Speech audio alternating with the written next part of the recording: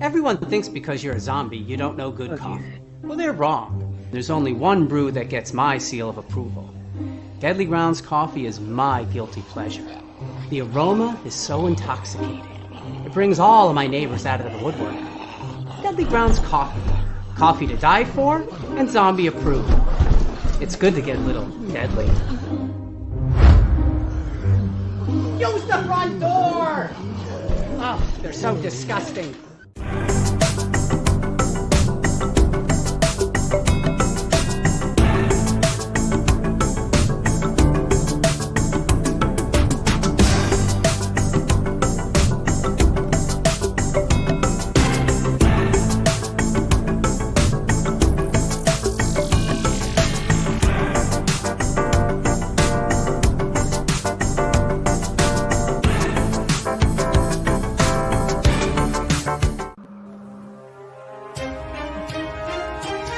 The Dorkening and all affiliated shows are not intended for anyone under the age of 18. The following may contain discussions or scenes that have adult situations, graphic violence, nudity, strong sexual content, and graphic language. This show is intended for mature audiences only. Viewer discretion is advised.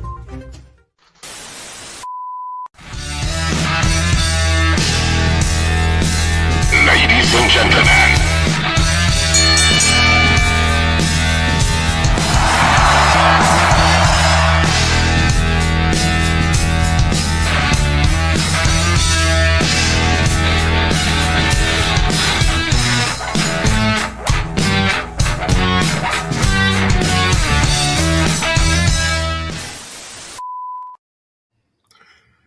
hello and good evening, and what's up, everybody? Welcome to Hardcore Heels. I know the intro says Matt and Monsters. We still haven't been able to work out making a new intro yet for Hardcore Heels, but you're listening to Hardcore Heels. I am your host, Sewer Dweller, and unfortunately tonight I am all alone. But I think I'd have a decent show in store for you guys tonight because hello. Because needless to say, it's been a chaotic week in professional wrestling, in WWE especially, with everything that happened at Elimination Chamber. Monday Night Raw kind of shocked everybody. We've had 2 title changes this week, like just out of nowhere. So we're gonna get talking about that. We got some news to talk about, some rumors going around out there, and everything. So we're going to start, of course, with last week's WWE Friday Night Smackdown on USA, live from the Scotiabank Arena in Toronto, Ontario, Canada. I will say Smackdown is kind of getting a little boring, only because it's 3 hours. In all honesty, I think if it went back to a 2-hour format, I think it would be just fine. But the 3 hours is kind of just like dragging it on. I know WWE has nothing to do with that. It is strictly a USA prerogative. It's their prerogative. They want 3 hours worth of wrestling on their network, so they're going to get 3 hours worth of wrestling on their network. But we start out SmackDown with Wade Barrett and Joe Tessitore on commentary, and it kicks off with a video package of The Rock and Cody Rhodes. You know, The Rock basically telling Cody he wants his soul. So back in the arena, we start out with our first match, or actually our first promo, with Trish Stratus and Tiffany Stratton come out, and they're wearing Toronto Maple Leafs hockey jerseys, and essentially decide to throw their jerseys into the crowd. They cut a quick promo on Nia and Nia and Candice LeRae until they are interrupted by our Women's United States champion Chelsea Green and her bodyguard Piper Niven. Or I guess it's her head of security, I think is what she calls her. But they come out and basically Chelsea, it's kind of weird because Chelsea actually gets like the bigger pop. Like Trish Stratus might be the hometown hero, but I think Chelsea Green got a bigger pop than Trish Stratus did. Well, let's also talk about, we'll talk about it. We'll talk about the crowd after we get into Elimination Chamber. But Trish, Chelsea comes out, calls it a snooze fest, and nobody wants them hogging up the airtime. And Chelsea tells them that she deserves the airtime because she is the United States Women's Champion. And she says, much like Austin Matthews, she's the best thing to step into Scotiabank Arena tonight. But unlike Matthews, she actually wins. Chelsea and Piper get in the ring, and Chelsea tells Trish that the moment she left this dump, everything became better. And I'm pretty sure she's trying to trash the city, who is cheering for her. But basically, it's a quick back and forth, and it turns out they were supposed to have a mystery opponent for Chelsea Green tonight, and it turns out to be the women's champion, Tiffany Stratton, which kind of made no sense to me, but I was fine with it. Tiffany Stratton, Chelsea Green, they have a match. It's good, didn't last long. Tiffany Stratton wins when Nia interferes. Yeah, Nia and Candice come out, interfere. They attack Trish, and they drag Tiffany to the outside and beat her up a little bit. So she wins via disqualification. And essentially, Trish and Tiffany start, coming back. They beat up Nia. They stare Candice down. They fight a little bit more, and then Tiffany Stratton eventually hits the prettiest moonsault ever onto, or was going for the prettiest moonsault ever, but Nia yanks Candice LeRae to the outside. So we get a title. We get the women's champion versus the U.S. champion. So it wasn't a bad match, but just a lot of fuckery going on. Which if you watched wrestling for more than 5 minutes, you knew that there was gonna be fuckery in that match. So we move on to a promo with Solo Sikoa, Jacob Fatu, and Tama Tonga. They do announce a number one contenders tournament for the night for the United States Championship. And they talk about Solo Sikoa's United States Championship qualifying match. And Solo tells him that the family needs to make a statement, and that's why Jacob is going to run the play tonight. And he tells Jacob to bring home the United States Championship to the family. Can't call them the bloodline anymore, but they are the family, I guess. Solo tells him that everything he is doing is to show Jacob how much he loves him, and Jacob stares at him and walks away. Solo is totally going to turn on Jacob. I mean, if you can't see that coming from a mile away.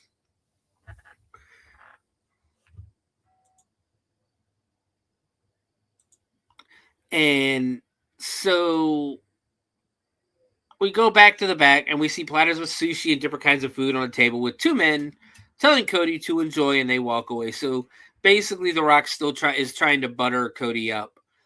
We see R-Truth sitting on the couch because basically The Rock gave Cody his dressing room, brought him some sushi and different other kinds of food. And R-Truth, when he goes in, R-Truth is sitting on the couch and asks Cody how he got all of this. Cody tells him he has to consider selling his soul to The Rock. And R-Truth tells him that The Rock is the soul man, and he used to watch him tag team with Tony Atlas, because he's hilarious. Yeah, come on, it's truth. He's a national treasure. And Truth asks Cody if he's going to keep all the food to himself and be selfish. Cody laughs and tells him to help himself. Then we move on to our first United States Championship qualifying match. Andrade versus Jacob Fatu. The bell rings, and basically the crowd is 100% behind Fatu. I think because they kind of know Andrade stands a snowball's chance in hell of winning this match. So yeah, it's kind of a back and forth, but Fatu dominates most of the match and wins. Moving on to the triple threat final for the main event on SmackDown. We see a clip of Nick Aldis with the Street Profits and Legado del Fantasma from earlier in the day, Santos Escobar welcomes the Street Profits back, and he asks for an apology because they were accused of taking them out months ago.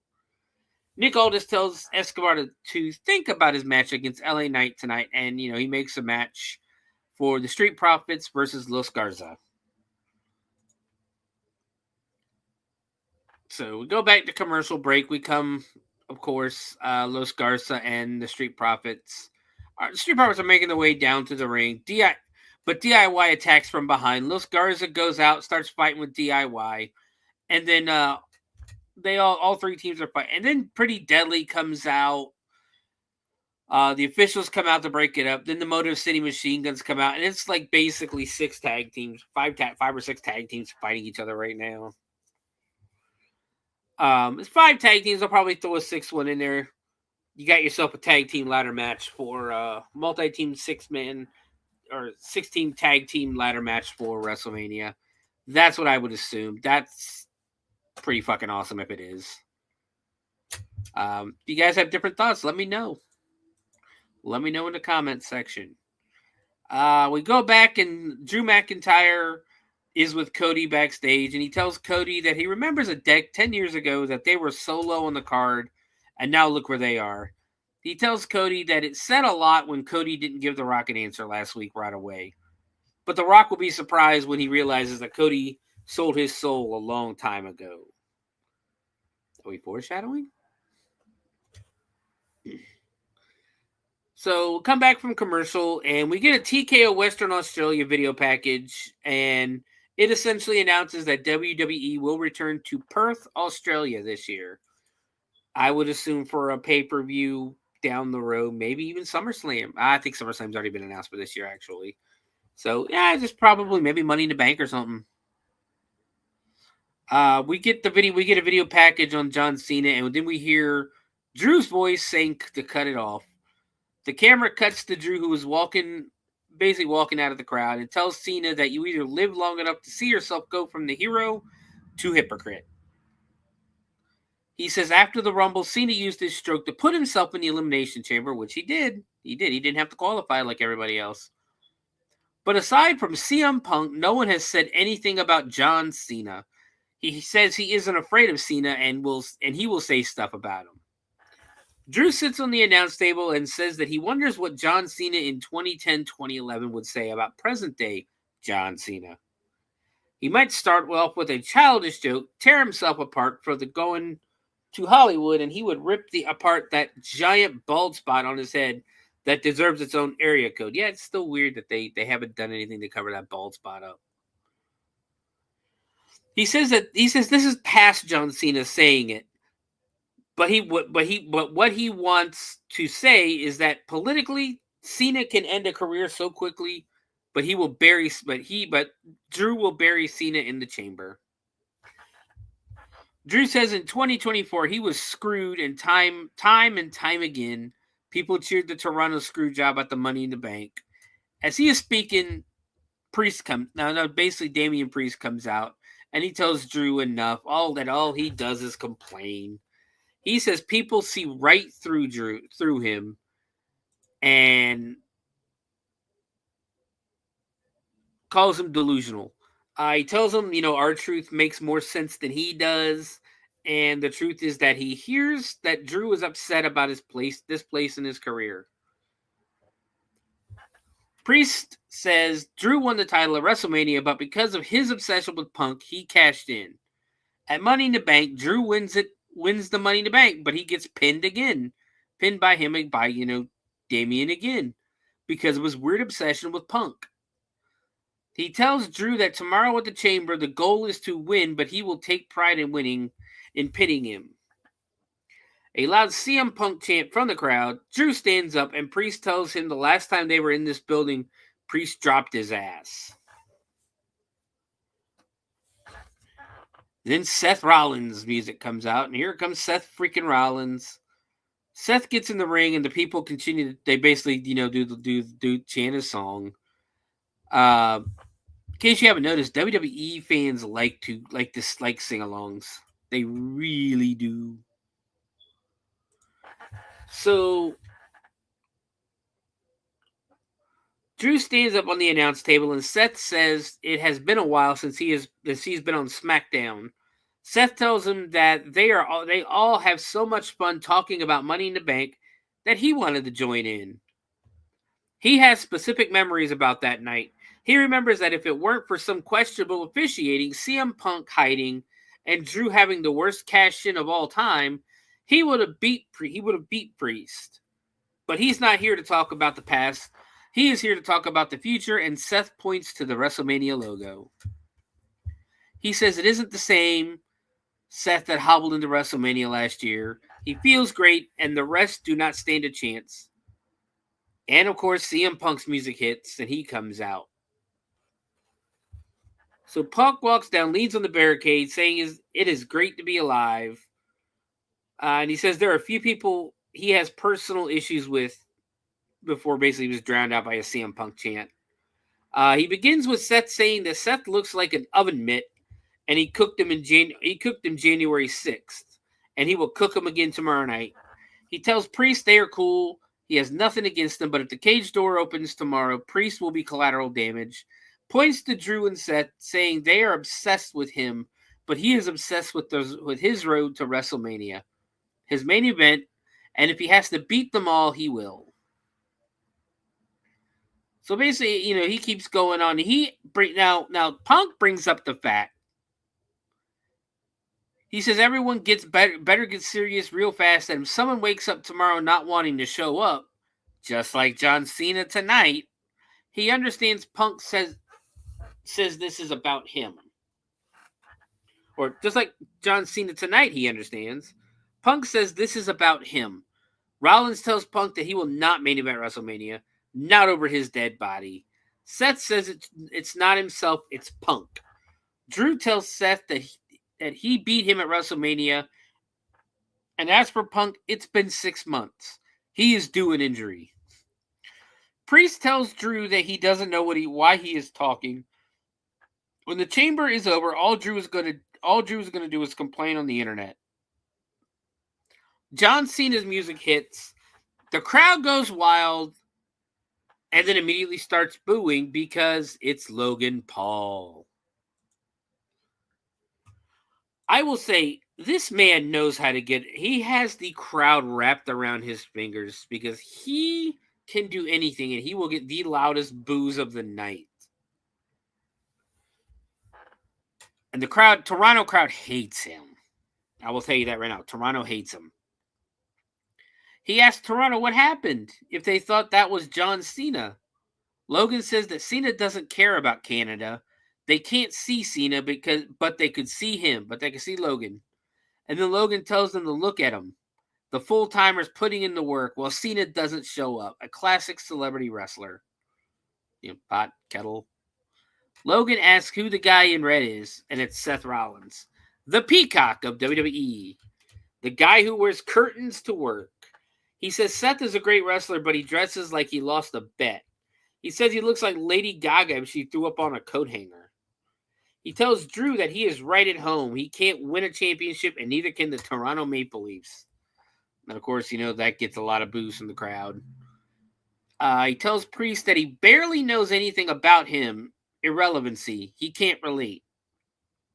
But he heard he used to be world champion, but that just goes to show that you can have a Priest standing in the middle of the ring, but he still remains the answer to WWE's prayers. That's a good line. That was a good line. He says he wishes he could slap that expression off of Punk's face, but he did that already on Monday. Punk walks towards Logan, but Logan leaves to the back. Drew walks through the crowd. Punk, Priest, and Seth all look at each other. And the segment ends. Good. It was a good segment. It was a good build for Elimination Chamber, and it did its job. It did what it was supposed to do to get over that everybody's pissed off at, everybody's pissed off. Cena's not there. Kind of painted Cena out as a heel already. So we move on to our next United States Championship qualifier, which is LA Knight versus Santos Escobar, a match we have seen before. And it's almost the same match. LA Knight, but it was the match did end up pretty cool because when Santos Escobar goes for a crossbody, LA Knight basically counters it, lands the BFT in midair, and goes for the cover and gets the pin. So now we have LA Knight and Jacob Fatu in the main event triple threat match to see who will be the number one contender for the United States Championship. We come back from commercial and Sami Zayn's music hits, and out he comes to the ring. He begins saying, that to say that they have been through a lot together would be an understatement. The thing is, he feels like Owens has been doing a lot of running and hiding, but he knows for a fact that Owens is in Toronto, which he's right. Owens is not, but except Owens is not at the Scotiabank Center. Owens is across the street at the Rogers Center. And they basically cut their final promos before their unsanctioned match the next night. And it's great. It's just such a good promo. We cut to Carmelo. They finished their promo. We cut to Carmelo Hayes, who was with the Miz in the back, and they're talking about Carmelo's match tonight. Miz tells him they are awesome, and Miz tells Carmelo to do the thing he showed him tonight, but Carmelo says he won't and walks away. In comes Cody, and Miz asks Cody what he's going to do. He tells Cody that he lives in Hollywood and The Rock runs it. He tells the WWE universe. He tells him that the WWE universe does not get it. They see Cody at the top, but they both know that there is so much more, and Cody wants more. He tells Cody the only way to get that he will be able to get it is to take The Rock's offer. And if he doesn't, maybe someone else will. We come back from the commercial, and the bell rings, and we are underway. Was this? Yeah, I think this. If I remember, I think this was the final U.S. Title. The final U.S. U.S. United States Championship qualifier match. I believe that is the last one. Well, thank you. I try sometimes. So, was this the United States? I don't think this was. Nope, never mind. It is. Basically, it's back and forth match until with Strowman basically beating the snot out of Hayes until Tama Tonga runs in with a steel chair, slides the chair in the ring, gets on the ring apron, and distracts the ref. Solo Sikoa comes from behind and hits Strowman with the chair, but Strowman just looks at him like, really, bitch? Strowman takes Solo down, and Tama Tonga goes for a right hand on the Strowman, but Strowman throws him onto the announce table. Carmelo Hayes grabs the chair and throws it to Strowman, who catches it. Hayes drops to the mat as if he got hit, and the referee turns, and Carmelo Hayes has Eddie Guerrero Braun Strowman because the ref calls for the bell. So we get the classic Eddie Guerrero spot. We cut to the back. We see Naomi, Bianca Belair, and Bayley. They talk about Elimination Chamber match tomorrow night. All three are in it. Then we cut to Roxanne Perez, and her music plays, and she comes out. Then her music is cut, and out come her tag team partners, Liv Morgan and Raquel Rodriguez, as we get a 6-woman tag team match. Liv Morgan, Raquel Rodriguez, and Roxanne Perez. I take it back. Liv Morgan and Raquel Rodriguez, the new women's tag team champions, and Roxanne Perez versus the former tag team champions Bianca Belair and Naomi and Bayley. It was a match. It happened. Bayley goes for Bayley to the end of the match comes. Bayley goes for Bayley to belly, but Perez with a kick followed by Pop Rocks as she gets the cover and the pin, cleanly pinning Bayley. Perez stands in the ring, but Alexa Bliss gets in behind her and basically hits her with the Abigail DDT, which is basically Sister Abigail with a DDT instead of the whole,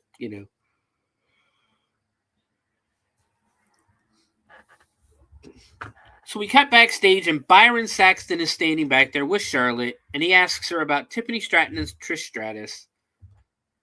Charlotte tells him that she thinks Tiffany and Trish are cute, but once the smoke clears, Tiffany has a bigger problem to deal with because there will be no help for her at the end of that rainbow, and she will see her at WrestleMania. We get a video package of Shinsuke Nakamura. Talks about how he will defeat whoever wins tonight. I love these video packages. I love this new look from Shinsuke. I think he looks so badass. He just looks so badass. We cut back to the arena and we see Solo Sikoa telling Jacob Fatu that they took care of Braun Strowman, and Jacob Fatu begins walking towards the ring as his music plays. So here's our main event, the United States Championship #1 contender triple threat match, Jacob Fatu versus Carmelo Hayes versus LA Knight. We need Matt here to do his yeah. So we basically it was actually a good match. It was really good. There was a little. I think there was there. I thought there was a little fuckery going around. But LA Knight goes for the cover. Basically, LA Knight hits. Or Fatu hit with the hip attack on the Hayes, followed by the spike DDT and jumping moonsault. He goes for the cover, but LA Knight drags him to the outside. LA goes for the cover, gets the pin. LA Knight is now, once again, the #1 contender for the United States, for the Men's United States Heavyweight Championship. Congratulations. We cut to the back, and Cody Rhodes is with CM Punk. Punk tells Cody that The Rock wants his soul, but Cody has everything. What could The Rock want from him? Punk tells Cody that young Punk would have taken that offer, and he would like to see Cody take that offer. To take it, shine it up real good, turn it sideways, and shove it up his part-time Hollywood ass. Punk tells him that Cody got to where he is because of his hard work. And he tells him that he will, and Punk says he will win Elimination Chamber, and he will see Cody in the main event of WrestleMania. Back for a commercial, and Michael Cole's in the ring, and he introduces the undisputed WWE Champion, Cody Rhodes, to the ring. Michael Cole tells him that the Elimination Chamber is tomorrow, and he will have to make a decision. He asks Cody if he will sell out to The Rock or not, and he says to Cody that he knows he would not take this offer. And he main evented 2 WrestleManias. He finished his story, and now he represents everyone. He is living up to his father's legacy. As Cole is speaking, he says he is getting a message, and we see a red truck drive onto the stage with Cody's American Nightmare logo on it. On the big screen is a black SUV when The Rock steps out. The Rock tells Cody that The Rock is coming. He is ready to board, and tomorrow, Cody will make the decision of a lifetime. He knows it. The Rock knows it. They have been texting and talking all week. He knows that Cody is going to do the right thing. He tells him to enjoy his gift. He says Cody loves to drive on the open road, the dangerous road, the beautiful road, on the dusty roads. You get it? Speaking of Dusty, God bless his soul. The Rock has been talking to him all week, and Dusty told him that Cody has been talking to him all day, and he knows that Cody will make the right decision. The Rock tells Cody that Cody will hug him tomorrow and give him his soul. Every opportunity he ever thought of will come true. All of his dreams will come true with one decision. The Rock tells him that he made a gift, that he had a gift made for him, and he shows him a weight belt with the words Cody's soul and the date of June 11th, 2015. For those not in the know, that is the day that Dusty Rhodes passed away, Cody's father. The Rock tells him he loves him, and he boards the plane as Smackdown goes off the air. So Smackdown, great go-home show, pushed forward every storyline going into the show. People were still, at this point, complaining and whining that, the road to WrestleMania isn't that interesting. It isn't that good this year. Let them cook. Let him cook. Stop being impatient. Let him do his thing, because that was a great Smackdown. That was a good smack. It was a good one. So now, 24 hours later, we move across the street to the Rogers Center in Toronto, Ontario, Canada.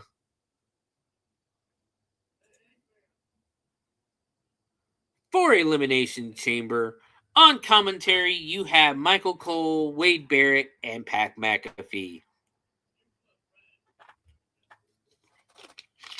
And the first match up, of course, we get the video of everybody showing up and that, the Elimination Chamber begins lowering to the ring. And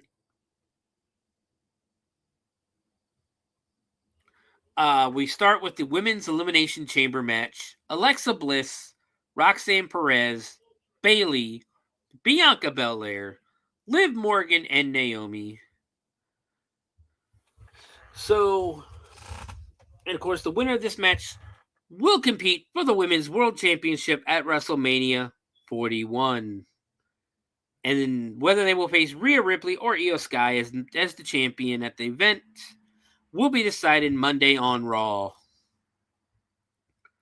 So, everybody's in their chambers. The match is going to start with Liv Morgan and Naomi. And just as they're about to shut the cage to start the match, Jade Cargill's music hits. Morgan looks terrified. Jade starts walking to the ring with a purpose. We see Jade get into the chamber, and before she stops the referees from closing the door. Jade gets in the chamber, and you think she's gonna go for Morgan, but she pivots and starts attacking Naomi, like beating the shit out of Naomi. Now, in the background, you have Bianca Belair putting on one hell of a performance and doing amazing acting, because she's freaking the fuck out in that cage, in that pod, while Jade is beating the living shit out of Naomi. She gives her a big boot through into one of the glass pod doors. And as Naomi's trying to climb out the door, Jade takes the cell door and slams it on her head. Needless to say, Naomi is no longer medically cleared to compete, and she has been eliminated. Morgan stands in the ring. She looks at, she's looking at Bianca Belair and telling her, I told you, I fucking told you, I didn't do it. We didn't do it. So the countdown happens. The door opens and it's Bianca. Bianca's next into the match. She's taking a moment to collect herself before running. She's trying to run to the door to go out, as Naomi's being loaded on the stretcher. She wants to get out, but the door's locked. Morgan attacks her and starts fighting with her. And Belair fights back, punches at Morgan. She keeps trying to get out, but then she finally just starts focusing on the match. The countdown clock begins, and it's Roxanne Perez now in the match. There's some more wrestling. They're fighting everywhere. We have Liv Morgan and Perez face off in the ring for they're trying to pin each other. They do almost like the WrestleMania 6 double clothesline that Hogan and Ultimate Warrior did. They Perez and Morgan wipe each other out with a double clothesline. The clock starts counting down, and now Bayley's in the match. So she starts doing her stuff. We're still getting 2 counts. No one's been eliminated yet. Alexa Bliss is smiling in her pod as her opponent, basically all the opponents destroy each other. And then the clock counts down, and here comes Alexa Bliss. So I think about it. I said no one's eliminated. No, Naomi's eliminated. Naomi is eliminated. Nobody else has been eliminated, though. So we go through the match. There's roll-ups for 2s. There's pretty cool moves going on. And finally, Perez attempts a moonsault. Bayley gets the knees up. Roxanne Perez. Oh, that's not mine.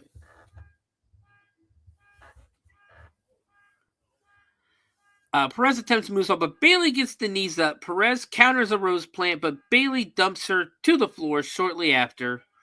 Liv Morgan hits Bayley with the Oblivion for the elimination. Bayley has been eliminated from the match. Hold on, guys.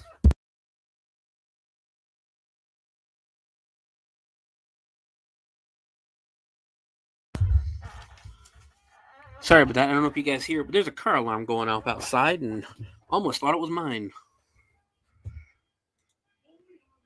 Kind of freaking out a little bit there. But Bayley has been eliminated from the match. Bianca gets up and eyes Morgan up. Morgan tries to run away, scale the pod, and she attacks. Bianca's chasing her. They fight around a little bit.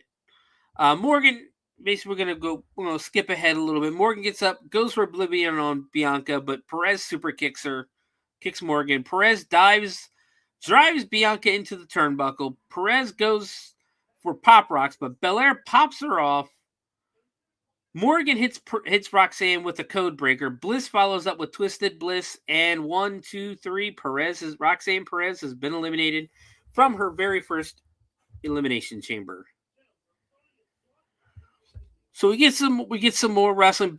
Bliss hits crisscross applesauce in the middle of the ring. Bliss kicks Morgan away and ducks an attack from Belair. Belair goes for a KOD, but Morgan catches Alexa. Alexa hits Morgan with a head scissor takeover.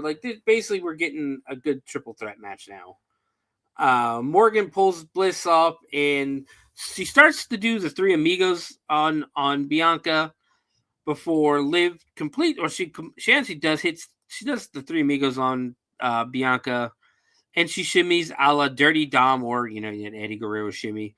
Morgan hits Belair with an enziguri. Belair is against the ropes. And Morgan goes for a 619, but Alexa intercepts her. Morgan counters out of Sister Abigail with a roll-up for 2. Belair goes for KOD on Morgan, but Liv gets out. Belair rolls her up for a 2 count. Alexa quickly hits Belair with Sister Abigail.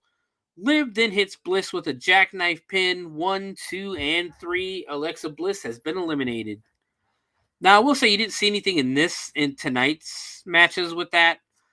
But I don't know if anybody's been paying attention or not. Every time Alexa's on TV anymore, except for at Elimination Chamber, they're doing the Wyatt stuff.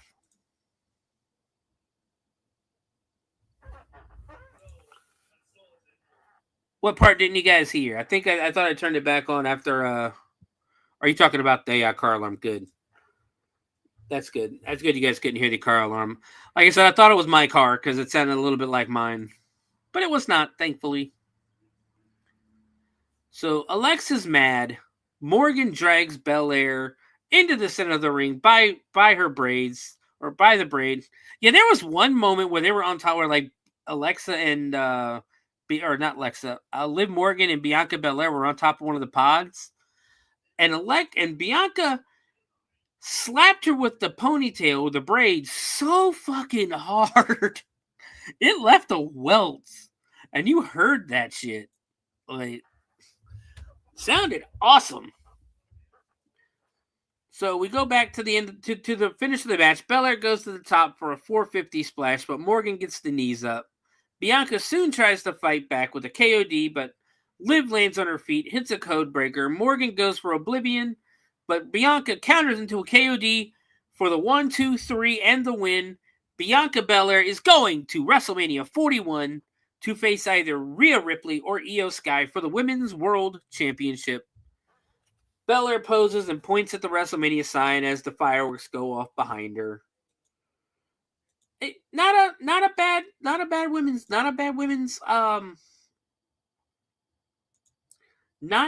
women's Elimination Chamber match. Again, they've been killing it the past few years. I know their Rumble I don't think their Rumble was all that good this year, but Elimination Chamber was good. I enjoyed it. I was, The return at the beginning, kind of, didn't really. I kind of knew. I figured it was going to happen, but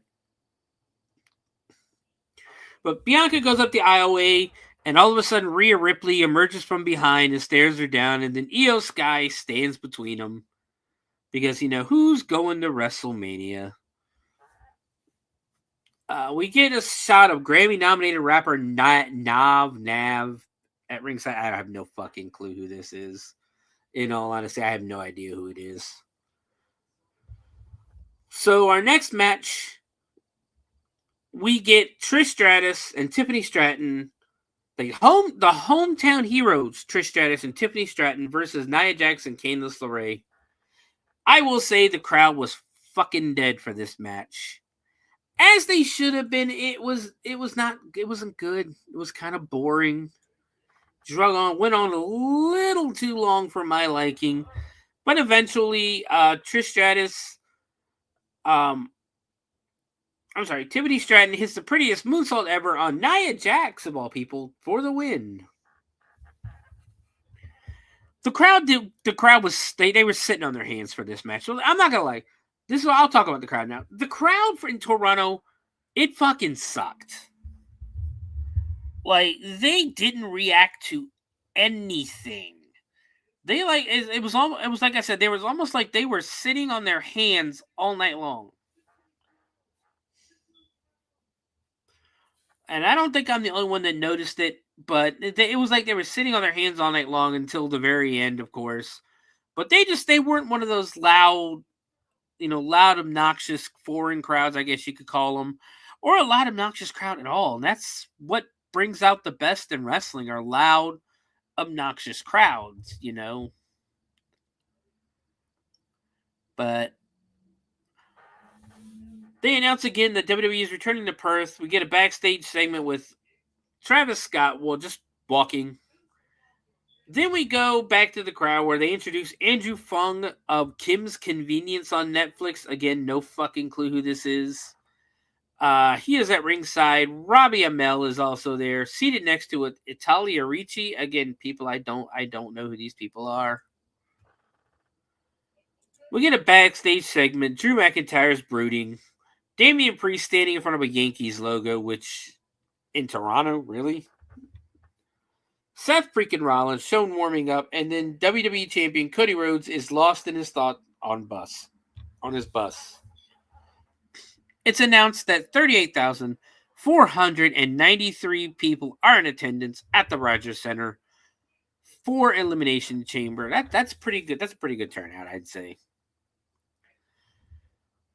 Now we move on to the unsanctioned match between Sami Zayn and Kevin Owens, with referees Rod Zapata, they're just to count to 3 or take the submission. It's funny how the match is unsanctioned, however, there's a referee. So now I will say I did like the WWE logos on the turnbuckles were actually blacked out, so you couldn't see the logo or anything. And then they had like a different lighting for it because they're like, nope, fuck this. We're not sanctioning this match. We're turning the lights off. So they start fighting. Of course, they trading punches, getting into the hockey fight. Zayn takes Owens down, punches away. It was a violent match, I will say this. Like, almost immediately, they started beating the shit out of each other with different, like, hockey sticks, chairs. And they're fighting through the crowd. And it was funny because at one point, Sami Zayn hits Owens with a trash can, and Pat McAfee yells, "Sami Zayn just hit Kevin Owens with Dominic Mysterio." I thought it was funny. So Zayn sends Owens down the steps. Owen grabs a soda can off the table and hits Sami with it. Sami fights back and hits the Blue Thunder Bomb through the table. Sami grabs Owen and hits him with another Blue Thunder Bomb variation through the second table right next to it. Drinks and popcorn fly everywhere. The crowd is chanting, "This is awesome." Sammy throws Owens down and grabs the trash can lids. And starts basically bashing Kevin and KO in the head with it. Owens stumbles a bit before falling. Kind of does a flare flop. Sammy hits him a second time. Owens is stumbling to the title area and actually hits Sami Zayn. He pulls a WrestleMania 3 off with Randy Savage and hits Sami Zayn in the head with the ring bell. And they just keep basically hitting each other with different weapons and that.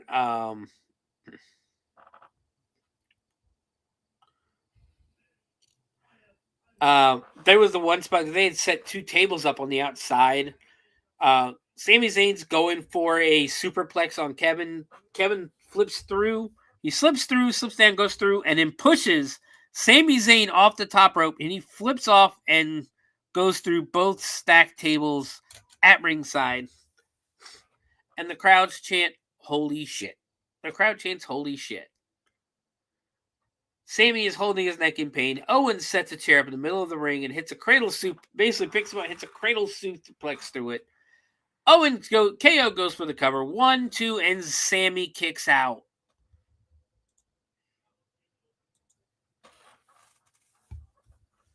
Owens sits on the mat in frustration. Zayn slaps him in the back of the head. Owens kicks Sammy in the mouth again and hits a pop-up powerbomb. Sammy flies over him and hits a half Nelson suplex. Owens pops up, hits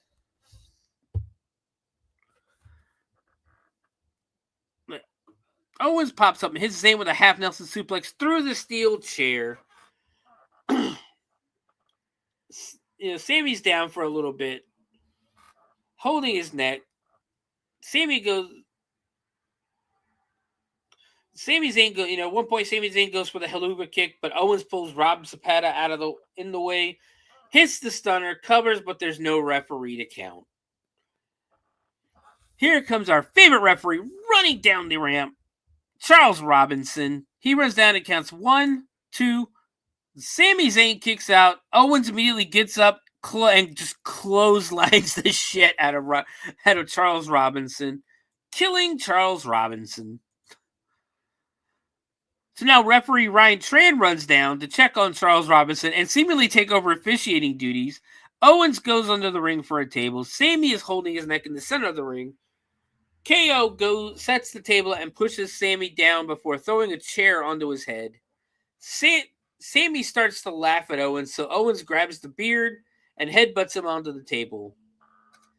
KO puts the chair over Zayn's body, goes to the top rope. Sammy gets up, throws the chair into Owens' head. Owens is loopy on the top rope. Sammy slaps Owens in the face and goes for a superplex, but Kevin Owens counters with the Fisherman's Buster off the top rope through the table.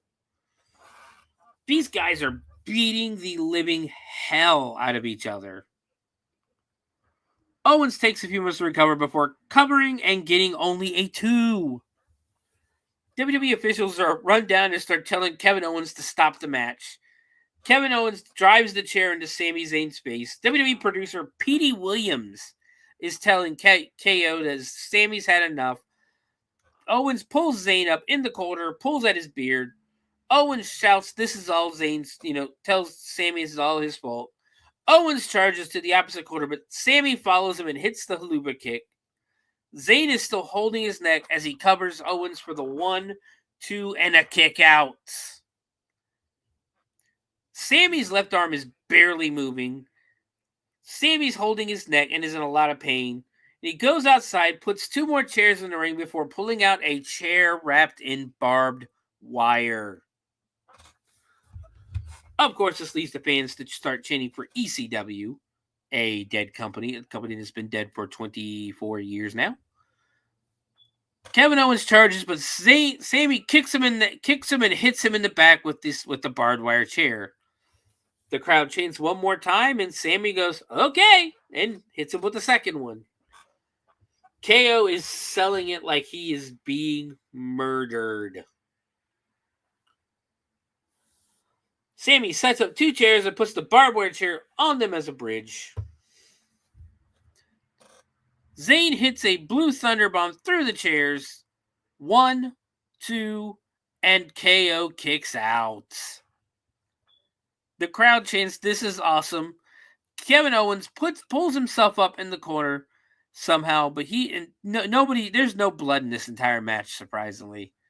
Sammy charges for a haluba kick, but Owens counters with a pop-up powerbomb. Zayn immediately holds his neck and rolls out of the ring. Owens grabs a chair and exits the ring before putting it around Sammy's head. Owens drives Sammy...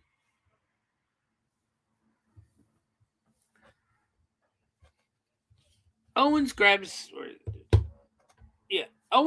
Sami Zayn with the chair wrapped around his head into the ring post. And I think he does it twice. Yep, Owens grabs him and does it again. An unfortunate fan is shown. Shocked by the violence, the crowd laughs because he did look pretty stupid.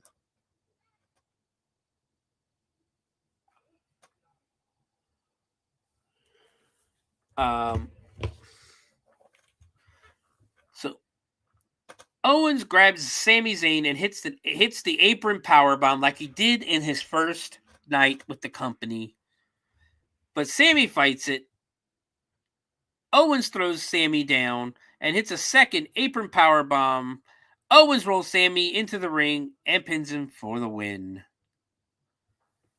Finally ending this bloodshed. I mean, it's not really bloodshed because there was no blood. But what a fucking match. What a fight. So security runs down to keep Owens away from Sami. EMTs immediately get in the ring and start tending to Zayn. Security comes out and basically they're trying to get Owens out of the ring and ask him up the aisleway. Owens goes, "Nah, I'm not done," and starts walking back down to the ring, shoves and punches the security down. KO pulls the ringside mats back and exposes the concrete floor. KO grabs Sami and he sets up for a package pile driver on the concrete. But then we hear voices in our head because Randy Orton has returned. Randy Orton comes out and him and Owen start fighting. Owen looks like he's near tears as he shouts for Orton to ring. Orton gets in the ring and attacks Owens before he drops him with an RKO. Orton in spirit shouts, "You tried to break my neck." Orton grabs a steel chair, looks at it as the crowd as they buzz because the crowd knows what's happening. They know this is not their normal WWE. So Orton backs up into the corner and sets up for the punt kick. Orton charges, but WWE officials run in and they stop him. KO gets out of the ring and retreats up the aisleway. Randy Orton is pissed, so he drops 3 security guards with RKOs. The fourth guy, Randy Orton, tricks him into shake. He goes, shakes Randy Orton's hand, and then Orton hits him with an RKO. Then Orton poses on the turnbuckles. Kevin Owens is your winner of the unsanctioned match at Elimination Chamber. And just, if you're going to watch anything, if you like the violent part of wrestling, that match was awesome. And it also goes to show you can have a giant fight from a blood feud and not have any blood. It's perfectly possible.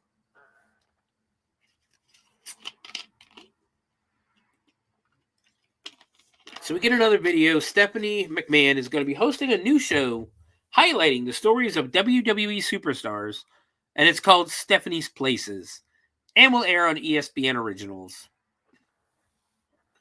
We get a video of Deion Dawkins of the Buffalo Bills at ringside. Nobody gives 2 shits in that crowd. So now we move on to our main event, or not really the main event, the men's Elimination Chamber match. And at this point, my mind is, oh, Brock and Cody aren't before the Elimination Chamber? Oh, something's happening. So Logan Paul comes out and he just starts waving the American flag, pisses off, and this shows how great of a heel Logan Paul is. Pisses off the Canadian crowd to the point they were ready to fight this man. So he gets in the ring, gets into his pod. So it's Logan Paul, Damian Priest, CM Punk, John Cena in the pods, and then Drew McIntyre versus Seth freaking Rollins on the out, starting the match out with referee Chad Patton. The winner of this match, of course, will face the American Nightmare, Cody Rhodes, for the undisputed WWE Championship in the main event of WrestleMania 41. So they start fighting, McIntyre goes to drive Rollins into CM Punk's pod, but Rollins reverses it. Basically, they keep slamming each other into CM Punk's pod, and his light keeps falling down now. Like, there's a light on him, and it keeps falling down, which I thought was funny. So they go. There's really nothing happening, And then finally, Damian Priest is the first to enter the next to enter the match.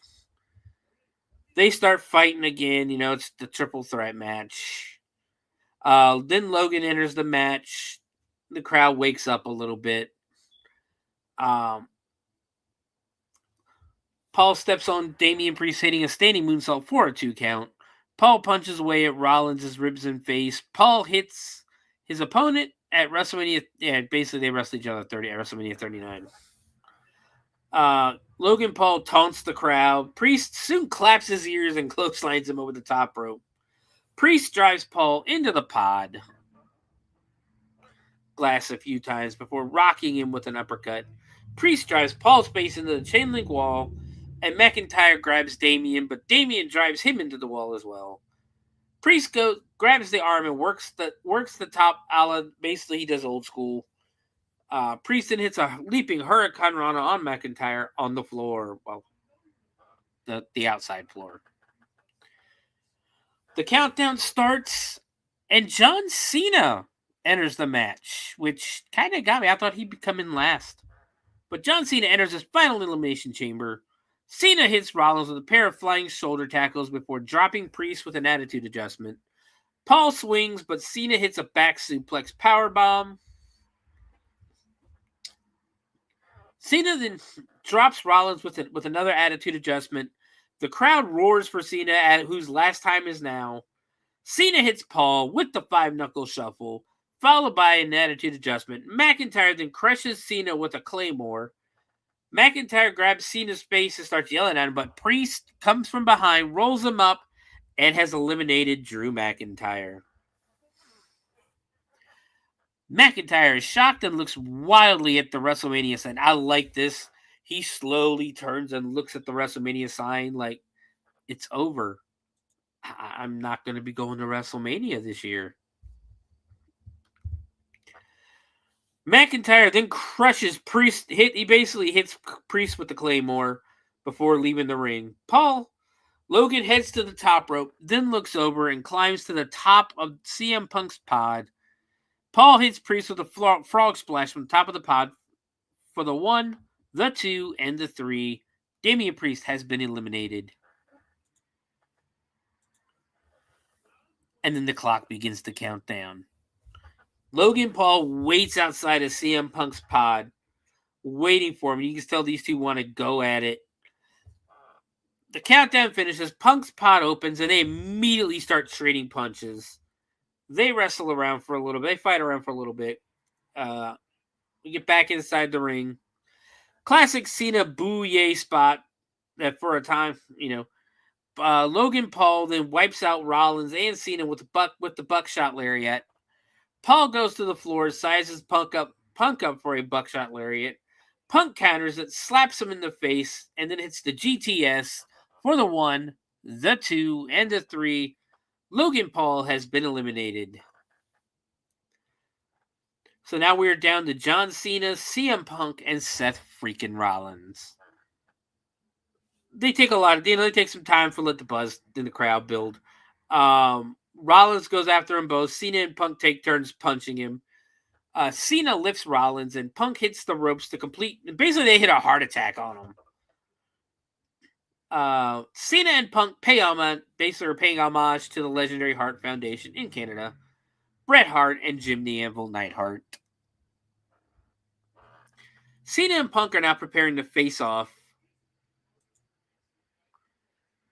And Cena extends his hand. Punk hugs him. It's a nice moment. Maybe one of the last times these two get to face each other. But Cena ducks a right hand and hits a pair of flying shoulder tackles. Punk counters with a back suplex powerbomb into a headlock takeover. Punk connects with a running high knee in the corner. Cena counters the bulldog attempt into a back suplex power. There's basically that, gut wrench powerbomb or whatever you want to call it.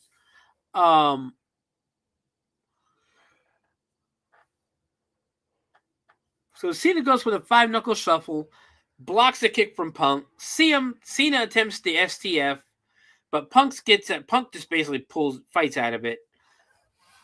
CM Punk goes for the GTS. John Cena blocks it and applies the STF again.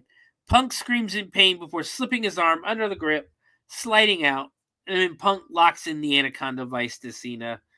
Cena rolls onto his shoulders for a 2 count. CM Punk quickly hits a swinging neck breaker. So there's some good back and forth action between Punk and Cena. Cena heads to the top rope, but Rollins sweeps the feet. Rollins hits Cena with a power bomb into the chamber wall before he basically hits the buckle bomb on Cena through the into the chain, and then hits another powerbomb into the chamber wall before sending him through the pod. Before he sends Cena through the pod glass. Rollins looks at the carnage before turning out to go after Punk. And we get these two fighting again.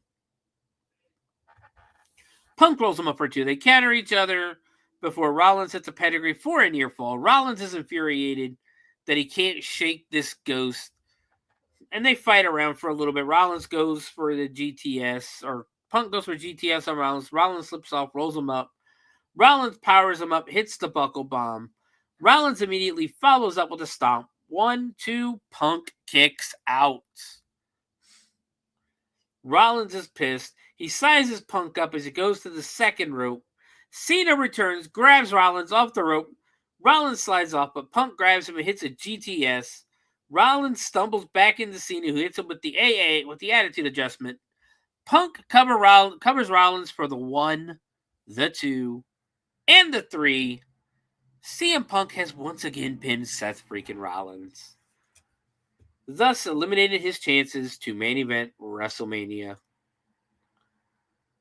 So it's down to Cena and Punk. Cena wants a handshake. Punk obliges and immediately tries to put him in GTS. 1, 2, 3. Or 1, 2. Cena kicks out. Punk pulls up. Cena pulls Cena up. Cena catches him with an attitude adjustment. 1, 2. Punk kicks out. Cena grabs Punk's leg for an STF, but Punk grabs the ropes and kicks him away. As Punk is trying to pull himself up, Rollins comes over and hits the stomp on Punk on the chamber floor. John Cena seizes the opportunity, locks Punk in the STF. When the referee checks on CM Punk, he is unconscious. The referee stops the match. Your winner of the Men's Elimination Chamber, John Cena.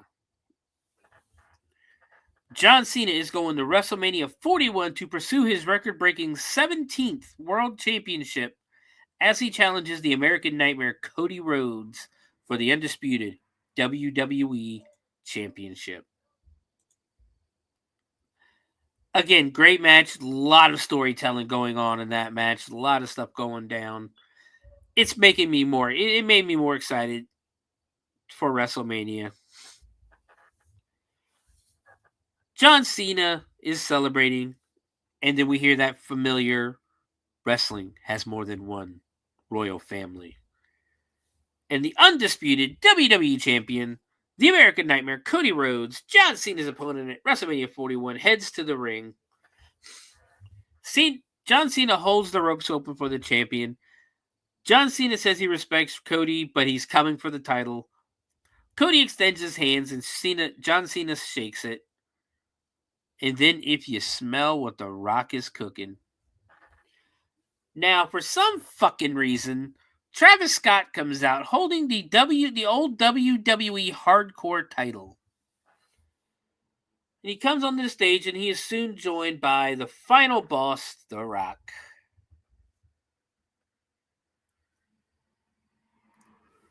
The Rock shows off his goosebumps again, shakes hands with Travis Scott, and they head to the ring. So The Rock takes his time getting to the ring, of course. Finally gets in before looking at Cody Rhodes. John Cena and Travis Scott, they're standing in the background.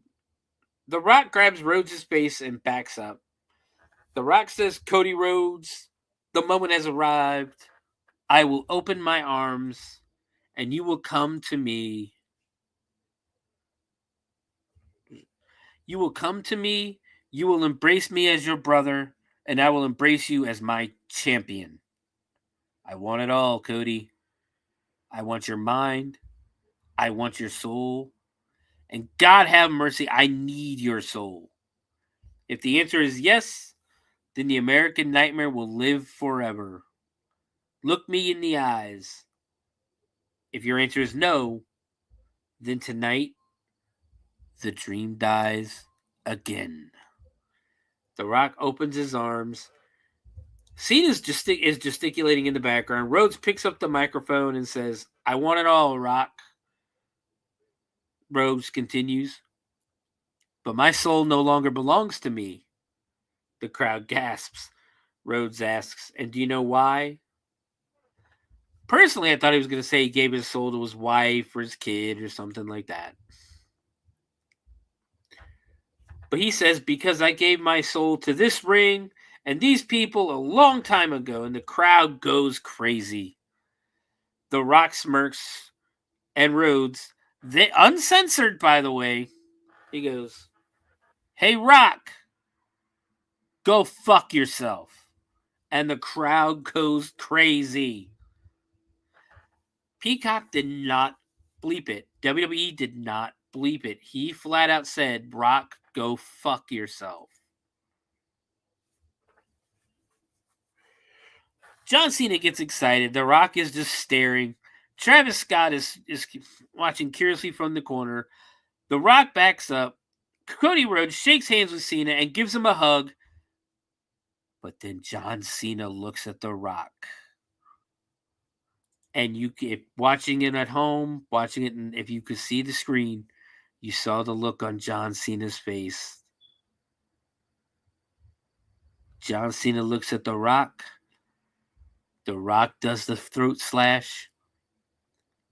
Cena is excited again, backs up from Cody, and kicks him in the groin. Ladies and gentlemen, John Cena has turned heel. People have been begging for this for well over 15 to 20 years. John Cena has turned heel. John Cena grabs Dusty Rhodes' gold Rolex and starts punching Cody in the face with it. Cena unloads on Rhodes with punches, using the watch and smashes the microphone on his skull. John Cena has sold his soul to The Rock. Cena grabs the undisputed WWE Championship and smashes Rhodes in the skull with it. Cena looks up at the crowd and holds up the title, and the crowd is cheering.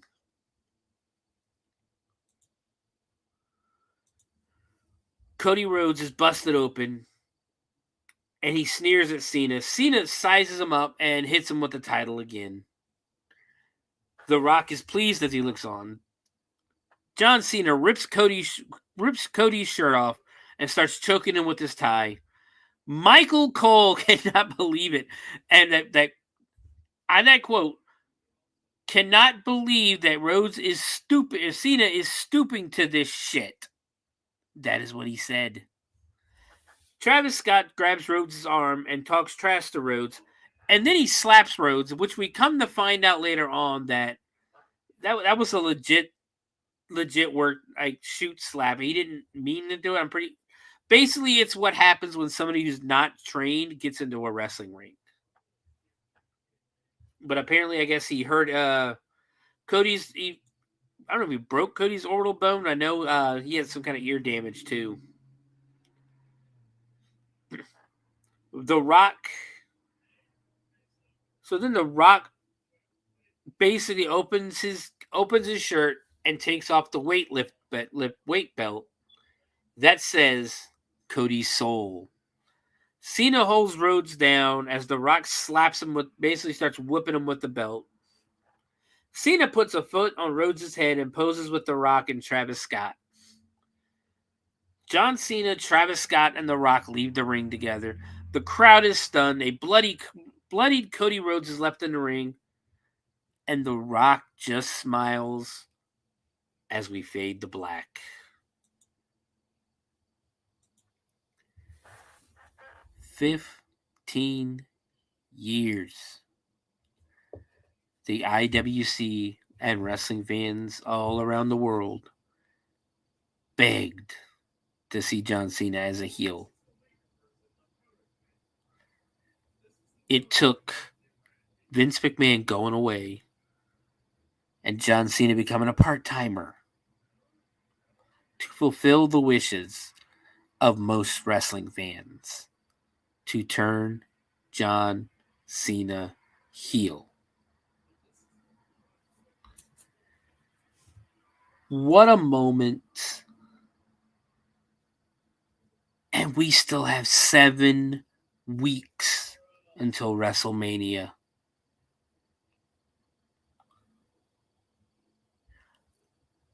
And we have 3 minutes until we will return.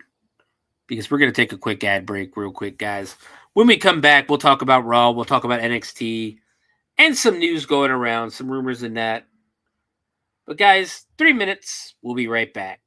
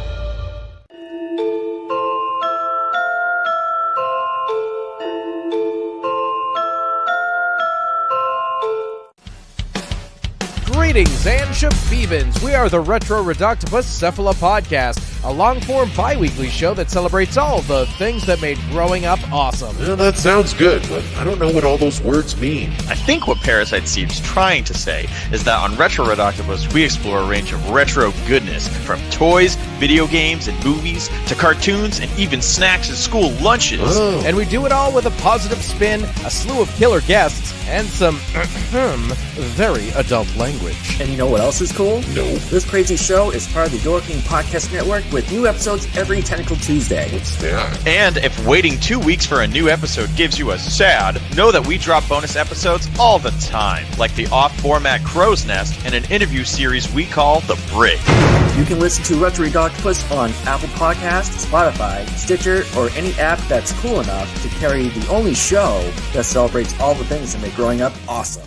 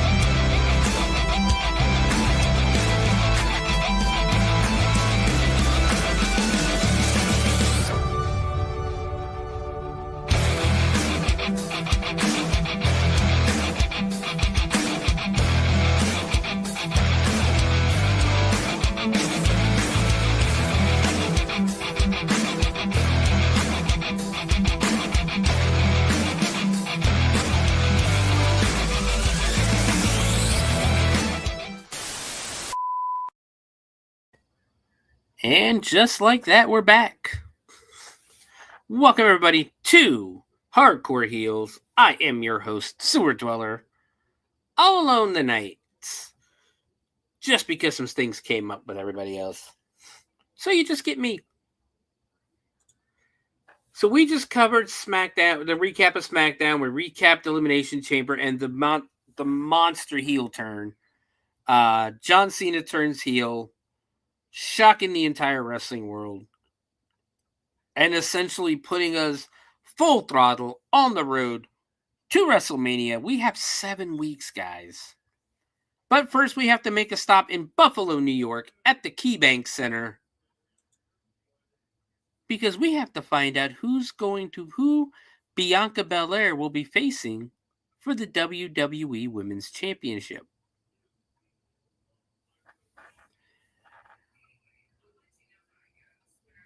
So, of course, we open up on a shot of Allegiant Stadium in Las Vegas, the home of WrestleMania 41. And then we get the usual stuff. We get the highlights and everything, the pre-show arrivals.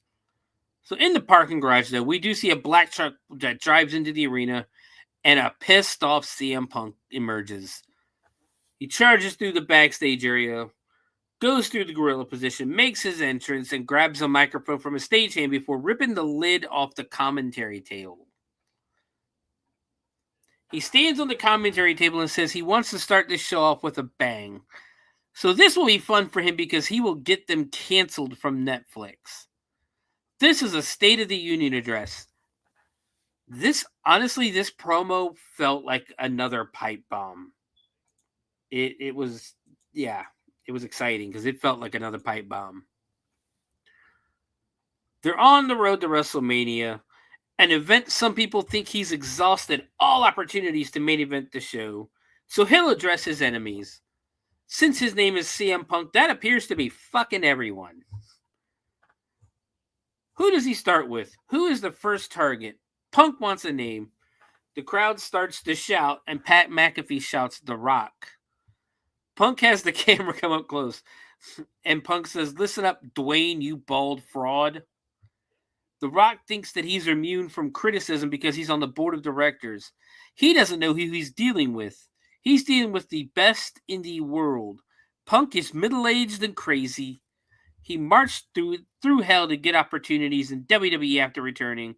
The Rock is Mr. Midlife Crisis and thinks he can walk back in when he feels like it. The Rock hides behind the fact that he thinks he's the biggest star here. Punk would love to say this to his face, but he hasn't graced us with his bullshit and basically mocks him tapping his arm. The Rock, to mock, Rock's goosebumps. Punk has never been more delusional and desperate to wear a fake title. And CM Punk chants start firing up. Punk wants to have the People's Championship because he's earned it. Punk said Punk has never been more desperate to sell his soul, and that brings him to John Cena. We can all see through him. Cena stole something from him in the Elimination Chamber. After 20 years of hustle, loyalty, and respect, Punk gave him the benefit of the doubt for not qualifying. Punk won't make that mistake. The people see that Cena was selling bullshit, something Punk has known for a long time. Punk never gave up in the Elimination Chamber. Cena gave up on himself, the people, and the kids. The joke is on Cena, though, because Punk will see him down the road, and he will get his hands on the bald frauds. Cena will make a wish that he never crossed him. I love that line. That line was great. Now for the man of the hour, the person who currently has all of his undivided attention, little brother Seth Rollins, and he tells Becky Lynch that she better come get her man because if he's got to do it, he's putting him in a wheelchair. Burn it down. Seth Rollins' music hits. Punk jumps off the commentary table, charges up the aisleway.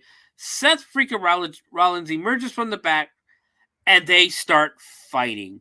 And I mean fighting. Like, they're punching each other. They're rolling around. People are trying to officials and referees are trying to break them up. They keep breaking free and brawling. The crowd's going crazy. Adam Pearce comes out, tries to gets more security down to the ring, but Rollins and Punk can't be kept away from each other. They avoid security and they brawl in the ring. The crowd starts chanting, "Holy shit." Security pulls them apart. Rollins fights them off at ringside. Punk and Rollins start fighting against the barricade, and Rollins falls over into the crowd. The crowd is basically just loud. They're loving this. Rollins jumps the barricade and goes after Punk. They fight and tumble over the announcer's table. Pat McAfee shouts, "Holy shit, Cole." The crowd chants, "This is awesome." They're finally being pulled apart. Pierce stands in the middle, but Rollins breaks through, jumps Punk once again, and the fight is on again. Rollins is soon pulled away and throws a bottle at Punk before going up the aisleway. Punk has that wild look in his eyes. But, so we go to commercial. When we come back, we find out that during the commercial break, Rollins jumped the rail and came around to the side, and him and Punk started fighting in the crowd. We see a video of many, this is just an awesome way to open up Elimination, the Raw after Elimination Chamber, after all that chaos, all that shit that went down there. Why not open the show with Rollins and CM Punk just brawling? And it was great. See a video of the fans who recorded themselves reacting to John Cena's heel turn, the podcasters and all that good stuff. We get another replay of last week where Liv Morgan and Raquel Rodriguez defeated Bianca Belair and Naomi to win the WWE Women's Tag Team Championships. We then cut to the Judgment Day's clubhouse, where WWE Women's Tag Team Champions Liv Morgan and Raquel Rodriguez are hanging out with the rest of the Judgment Day. Liv asks Finn Balor if he's okay, and Balor says no, he's happy for the new champs, even though Liv lost in the Elimination Chamber. What he can't get past is Dominic Mysterio and Carlito getting embarrassed by Braun Breaker. Dominic points out that Balor had a chair in his hand and didn't do anything with it. Dominic says that they had a new member. Balor says they don't. Finn Balor says they don't need one. He'll deal with Braun Breaker tonight. Dominic asks Morgan about Jade Cargill in the chamber, and Morgan says she's staying out of that. Might be smart. In the arena, Otis is in the ring with Alpha Academy. And then World Heavyweight Champion Gunther makes his entrance. Dude, they're giving us Gunther and Otis after that wild-ass brawl. We get a hoss fight. Pulling everything out on Monday. Gunther wants to explain some things to Otis before he embarrasses him. Gunther knows Otis is strong as an ox. Some may call him a freak of nature, but he's just a freak to Gunther. Otis is like Jey Uso, a people pleaser who makes a clown of himself to entertain a degenerate audience. Otis does not belong in his sacred ring. The people don't cheer Otis because they like him. They pity him. Has Otis looked in the mirror? Gunther has. What he saw was him wearing the World Heavyweight Championship as a belt. Otis can't find a belt that fits. The crowd starts to chant for Otis as Gunther says the sad thing is Otis could be great if he had a little bit of self-respect. Gunther says he will teach him some respect right now, just like Jey Uso at WrestleMania. And Gunther blindsides Otis with the big boot. So now we have a non-title match. Otis with Alpha Academy versus World Heavyweight Champion, the Ring General, Gunther. Danilo Amphibio is the referee. So the bell ring, it's, big hoss fight. You got two guys beating the hell out of each other. Gunther kicks Otis and tries for another shoulder tackle, but Otis absorbs it, so Gunther big boots him and knocks him out of the ring. Gunther slaps him from inside the ring, but that just pisses Otis off. Otis rips Gunther out of the ring and hits a fallaway slam on the floor. And we cut the commercial. Otis gets to his feet, and Gunther starts to chop him, but Otis absorbs a couple of them, which Gunther is probably the strongest chopper out there. But Otis is fucking eating him. and rips his shirt off, and they start exchanging chops before Otis hits a headbutt and a clothesline. Otis sends the World Heavyweight Champion to the corner and avalanches him. Gunther quickly boots him back and charges, but Otis lifts him and hits a scoop slam. Otis hits an avalanche, back elbow, and a back elbow to take him down to the canvas. Otis gets the crowd going. Gunther gets up and charges, but Otis slams him down again. Otis hits the caterpillar elbow drop for a 2 count. Otis goes for a Vader bomb, but Gunther moves. Gunther connects with a Tyrannosaurus dropkick before attempting a power bomb, but Otis counters with a back body drop. Gunther quickly starts the fight back with his stiff clubs and a nasty big boot. Gunther finally pulls himself to his feet before leveling him with the lariat.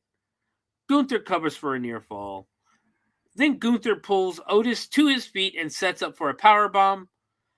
Gunther hits the power bomb on Otis, covers for the 1, the 2, and the 3. Winner by pinfall, World Heavyweight Champion, Gunther. Gunther looks down at Otis and applies the sleeper hold. Tozawa gets in the ring and jumps on Gunther's back. Gunther fights him off and gives him a power bomb onto Otis. Gunther goes to hit Otis with a power bomb on Tozawa, but main event Jey Uso hits the ring to a huge ovation. Gunther attacks him as he gets in the ring, but Uso gets the better of him and hits the spear. Uso holds up the World Heavyweight Championship.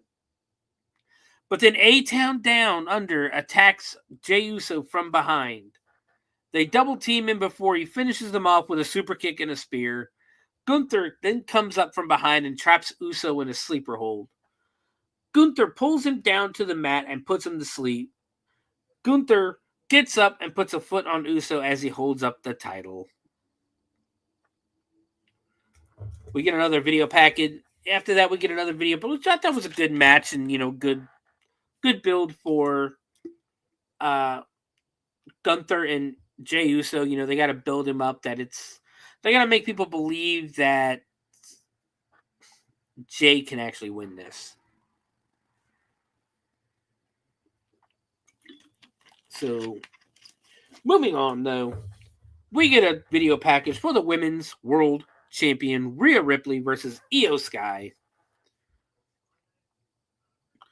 We go on, and now coming up next, the Women's Intercontinental Championship match. Championship will be defended, but we still go to more packages, more video packages. For the UFC lightweight fighter Clay Guida is at ringside. Again, nobody cares. Nobody knows who this guy is. When I say nobody cares, that means nobody reacted at all to this guy. So we get another video of more reactions to John Cena's heel turn at WWE Elimination Chamber. Backstage interview, Kathy Kelly is with AJ Styles, and she asks him about the ending of Elimination Chamber. AJ says he couldn't believe John Cena sold out. But then Karrion Kross embraces him from behind and says it's not that surprising. Kross tries to stir the pot with Styles regarding Logan Paul, and AJ says he's not John Cena. The WWE Universe needs a reminder of who he is, and next Monday in New York at Madison Square Garden, AJ's going to call out Logan Paul and see if he can back up the trash talk. As for Kross trying to be the devil on his shoulder, AJ says God knows his evil ways, and AJ walks off. Kross smiles and says, that was easy. Now we finally go to the Women's Intercontinental Championship match. Ivy Nile, or Lyra Valkyria, defending her championship against Ivy Nile. Eddie Orengo is your referee. It was an okay match for what it was. Valkyria did hits the reverse headlock backbreaker, followed by the Nightwing for the 1-2-3 and the pin, and to keep her Women's Intercontinental Championship. We get a reminder that Evolve debuts on Tubi this Wednesday, which Wednesday has passed. I watched it. It was fun. It was actually really interesting. Two of the people on this show really impressed me a little bit. We'll see what they think of what WWE thinks, but I can't think of their names off the top of my head. But two of them really did impress me. We get footage of CM Punk's fiery promo to kick off the show, and then the massive brawl with Seth Rollins. Backstage, Jackie Redmond is trying to catch up with an irate Seth freaking Rollins, but he sees Punk and charges him, and they start brawling again. But they are quickly pulled apart this time. Commercial break. We're reminded that this is the 18th WWE Monday Night Raw from Buffalo.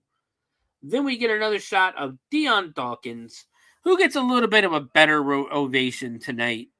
At ringside, he is Dion Dawkins of the Buffalo Bills. In Toronto, nobody gave a shit who he was. Nobody knew who he was. In Buffalo, huge ovation. So we get another replay a moments ago with Seth Rollins and CM Punk fighting in the back again. We cut back and Raw General Manager Adam Pearce is yelling at Seth Rollins. Rollins says he'll ensure that Punk doesn't make it to WrestleMania, and this is the hill that he'll die on. Seth says he wants to finish it. Pearce says Rollins will battle CM Punk in Madison Square Garden next week in a steel cage. And Pearce tells Rollins to finish it. So yeah, this Monday, on Monday Night Raw from Madison Square Garden, we're getting a fucking cage match between Seth Rollins and CM Punk. If that doesn't get you excited, I don't know what will. We got to the ring and Ludwig Kaiser is in it, and he talks about beating Penta and Pete Dunne in a triple threat match last week. Kaiser demands their gratitude. Kaiser has taken back the attention that Penta has had for the last few weeks, and Kaiser's deserved it for such a long time. Kaiser says you can boo, but he's a future world champion whether you like it or not. If Penta really thinks that they still have unfinished business, he might want to reconsider. What John Cena did to Cody Rhodes last Saturday is nothing what I'm prepared to do to you. He says to Penta, Ludwig Kaiser said to Penta. They say Penta has no fear, but when he's done with him, Penta will know what fear tastes like. While he's saying this, the crowd starts going crazy because Penta has come out and has kneeled down to do his entrance, which is an awesome entrance. So Penta does his entrance, charges down to the ring. They start fighting. Penta with a Hurricane Run and a super kick. Goes for the slam, but Kaiser escapes the ring. Kaiser punches him back and gets in the ring, but Penta drops him with the reverse sling blade. Kaiser sends him over Ludwig Kaiser sends Penta over the top rope, but Penta skins the cat and pulls Kaiser out. Kaiser gets on the apron, but Penta hits a springboard clothesline. Penta then charges and hits a tope con hilo, and Penta is left standing tall in the ring. Now, the good news out of AEW this week is that they finally come to an agreement for Rey Fenix to leave the company. Basically, somebody got into Tony's ear and told him to do the right thing because he's looking like a complete jackass right now. So, Phoenix has been released, and hopefully he will be in WWE sooner than later. We go backstage, and Kathy Kelly is backstage with Bianca. She wants to know if Belair has spoken to Jade Cargill or Naomi, and Belair says she doesn't want to talk about that.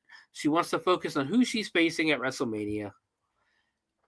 Because in tonight's main event, Rhea Ripley will defend the Women's World Championship against Io Sky. We get a segment of the Creed brothers walking. When we go to commercial, we come back. There's a video playing of Chad Gable in Mexico, and he approaches a woman and asks if she knows this guy. He shows her a name on a flashcard, and Gable asks a few others, with no luck finding the person. Gable comes across an old man. We don't see his face, but Gable asks if he'll help him fight the luchadors. The man says he can't fight what he doesn't understand. He has to become Lucha. Gable asks what he has to do. Gable gives him some money for a box. The man says there is power beyond his understanding. Gable opens the box, but we don't see what's in there. End of segment. I think he got a mask. That's what I'm thinking it is. Thinking it's a mask. We get a back in the arena. We get a replay from 3 weeks ago where the Creed brothers intentionally got disqualified against the War Raiders, and which leads us to our next match, which is a World Tag Team Championship match. The Creed brothers, Brutus and Julius, versus the War Raiders, Eric and Ivar, with Chad Patton as our referee.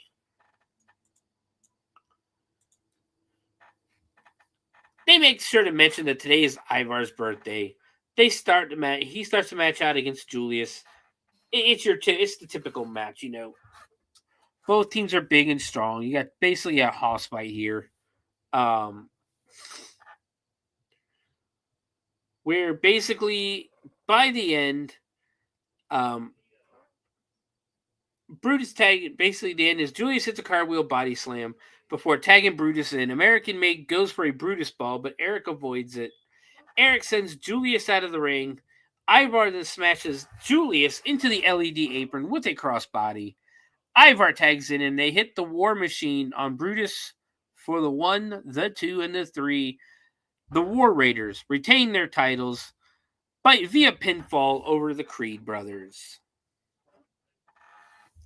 We get highlights from the unsanctioned match between Kevin Owens and Sami Zayn last night. And then Randy Orton making his return and showing us that before he could hit the punt kick, WWE officials stopped him. We get a word from Michael Cole that Sami Zayn is out indefinitely.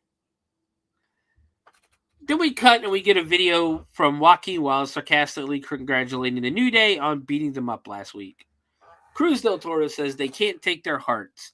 Dragon Lee says they are stronger than ever, and the New Day couldn't finish them off. Rey Mysterio emerges and says they should have finished what they started. The New Day had better savor it, because next week on Raw, they'll give the New Day the worst Monday of their life when they fight in a tornado tag team match. No tags, no disqualifications. Mysterio is proud of the LWO, and they all say, the New Day sucks. Back from commercial break, and Finn Balor is standing in the ring. WWE Intercontinental Champion Braun Breaker is in the crowd. Balor says the only reason Breaker still has the title is because the Judgment Day allows him to have it. Braun says he has the title because he's a dog. Last week, he embarrassed all the Judgment Day. Balor says he chews rookies like Breaker up for breakfast. In this ring, he's untouchable. Balor says Balor can take the title anytime he wants. Breaker is clearly a little smarter than he looks. Staying up, he's basically staying in the crowd so they couldn't jump him. Balor says the dogs won't be barking when we fight. They'll be watching him put Breaker down. Braun Breaker charges down the steps, heads towards the ring. Balor waits for him. Breaker gets to ringside and thwarts a blindside by Carlito. Dirty Dominic Mysterio tries to attack, but Breaker catches him and hits a belly-to-belly suplex on the floor. Breaker gets in the ring and Balor hits a switchblade. Braun Breaker fights him off, but Balor takes him down with a double stomp and hits the double stomp. Breaker quickly pops up and hits the military press power slam, rips his shirt off, hits the ropes, but Dominic pulls Balor out of the ring before Breaker could essentially destroy Finn Balor. Balor and Mysterio escape. Breaker goes outside and charges around the ring to hit Carlito with the spear on the floor. Braun Breaker stands tall in the ring. We get another Elimination Chamber video of Cody not selling out, all that good stuff. We get the announcements for next week on Monday Night Raw from Madison Square Garden. Jey Uso will face Grayson Waller, Rey Mysterio, and Dragon Lee versus Xavier Woods and Kofi Kingston in a Tornado Tag Team match. AJ Styles is going to call out Logan Paul, and of course, what is likely your main event? CM Punk versus Seth freaking Rollins in a steel cage. I'm looking forward to that.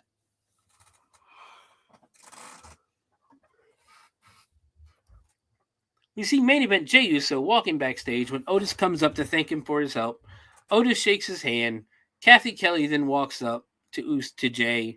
She asks if what happened out there has thrown him off his game.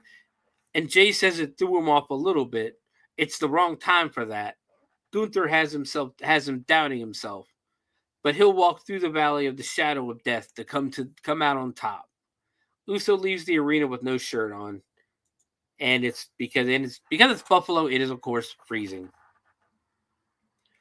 We get the tail of the tape for Rhea versus Io Sky, and they keep pushing the fact that Rhea Ripley has never beaten Io Sky. Bianca Belair is at ringside to see who she will face at WrestleMania. So now we have the Women's World Championship, Io Sky versus the champion Rhea Ripley, with Jessica Carr as the referee. So you get a good long match. We're going to skip to the end. It was, like I said, it was good back and forth. Good match. Ripley, basically Jessica, they almost get counted out. Ripley cannot believe it. Ripley looks back at Belair and Rhea sees that Bianca is clapping for Io. Rhea leaves the ring again to get in Bianca's face, and Ripley shoves Belair down. Bianca grabs Rhea and shoves her in the front of the referee. Jessica Carr gets between them and is giving leeway in this title match. With shoves. It was shoves, guys. Rhea grabs Io Sky, pulls her to the top rope. Belair says she's just here to watch. Ripley goes for a super riptide and says, see you at WrestleMania. Somehow, this was fucking amazing, but Io Sky counters into a top rope Hurricane Rana. She immediately follows up with the over the moonsault. 1, 2, 3. We have a new women's champion on the road to WrestleMania. Io Sky pins Rhea Ripley 1, 2, 3 in the middle of the ring to become the new women's world champion. They show the celebration in the ring. Rhea is on the outside screaming and crying. Raw goes off the air. Again, another great show. Now, they did a segment afterwards with Rhea, asking Rhea about what went down and all that good stuff. And she flat out says, I've lost everything. I've lost my title. I've lost Damian. Because Damian got transferred to Smackdown. She's lost the Judgment Day.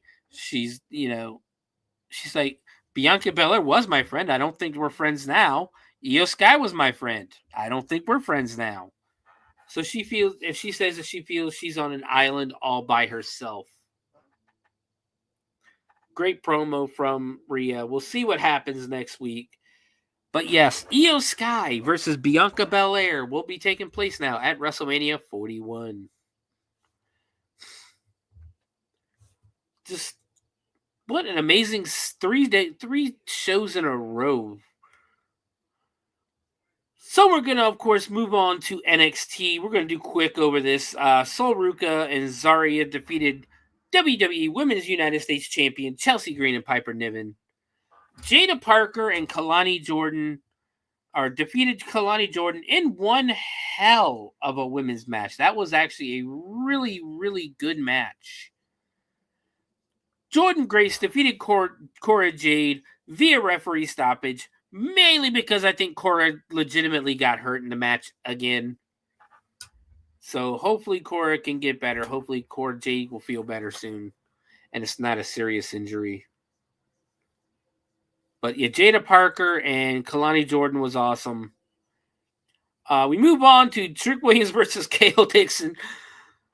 Kale Dixon, I think he's one of what do you call it? Andre Chase's students. So he talks shit in the back to Trick. Trick's not in the mood for his shit. They book a match between the two. Kale Jordan gets in the ring. Was it Kale Jordan? Kale Dixon gets in the ring. And fuck all if Trick just gets in the ring, hits the trick shot, and the referee immediately just knocks him the fuck out. And that's the match. Trick calls out Eddie Thorpe. Eddie Thorpe comes up. They have, words between the two. I think it's leading to another match, if I remember right. I'm not 100%. I wasn't really paying attention, in all honesty. But then we move on to the main event for NXT, where the Don himself, Tony D'Angelo, defends the NXT North American Championship against Shawn Spears. Shawn Spears comes out over Tony D'Angelo to win and become the new NXT North American Champion. There was a little bit of tomfoolery around the match, but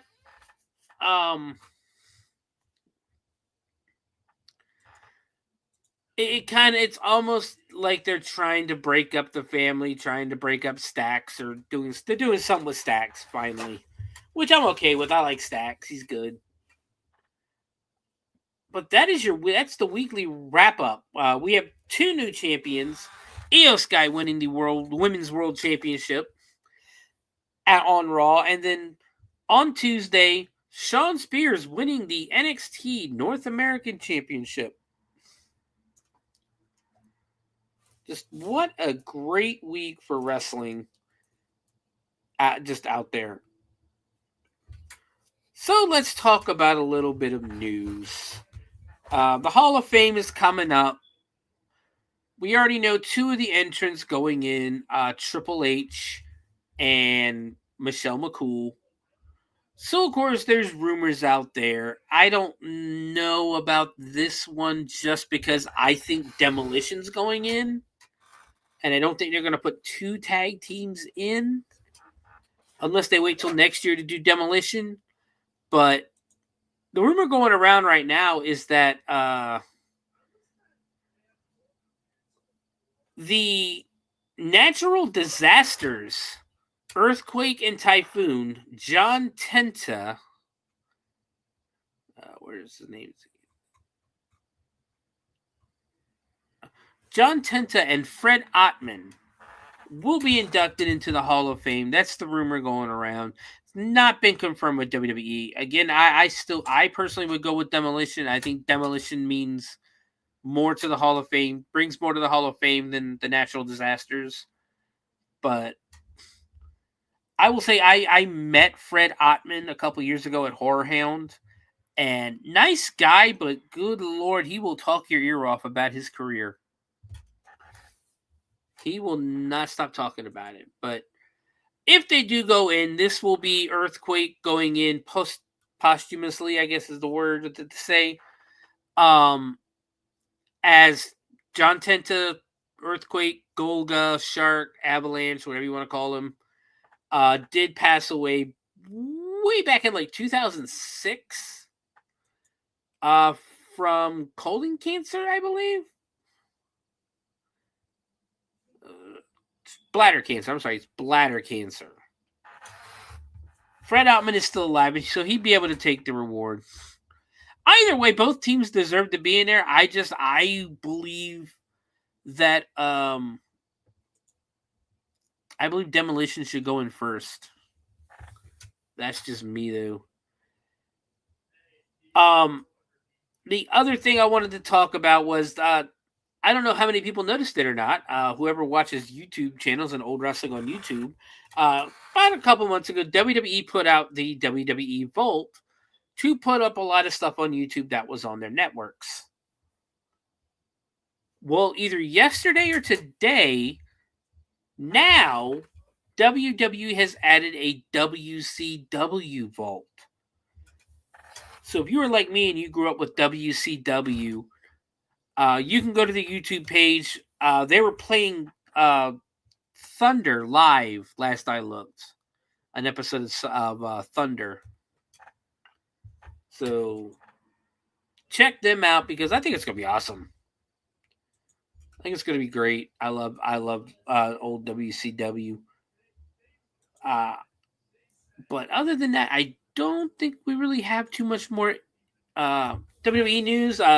Natalia's going to go compete for GCW for Josh Barnett's Bloodsport 13. Other than that, the usual stuff. And they are doing a feud. I don't know who if anybody knows this or not, but Sabu is retiring this year on WrestleMania weekend. He is going to wrestle Joey Janela in his final match, and I guess some point this weekend, at the GCW event, Sabu attacked Joey Janela and left him bloodied in the ring. So that's something to look forward to if you like indie wrestling. Joey Janela versus Sabu. I don't like Joey Janela, so but other than that, that's gonna do it for the week.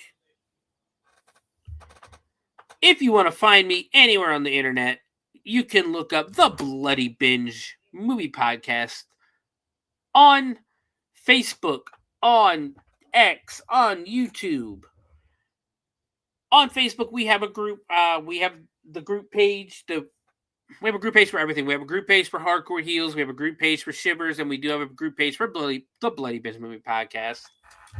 So check us out on Facebook. Check our YouTube page out. We do need some more subscribers on YouTube. Check out the X page. I do post a lot on all of it. We also do have a Hardcore Heels X page that I post a lot of wrestling stuff on. So check out that as well.